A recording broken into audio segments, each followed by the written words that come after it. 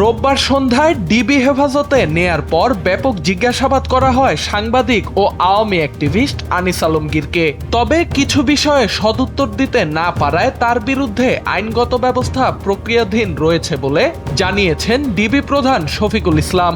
গণমাধ্যমকে ডিবি প্রধান বলেন, পুলিশের জিজ্ঞাসাবাদে বেশ কিছু বিষয়ে উত্তর দিতে না পারায় তার বিরুদ্ধে আইনগত ব্যবস্থা প্রক্রিয়াধীন রয়েছে।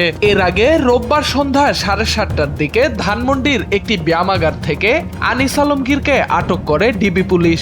আটকের পর জিজ্ঞাসাবাদের জন্য মিন্টো রোডের গোয়েন্দা কার্যালয়ে নিয়ে যাওয়া হয় তাকে।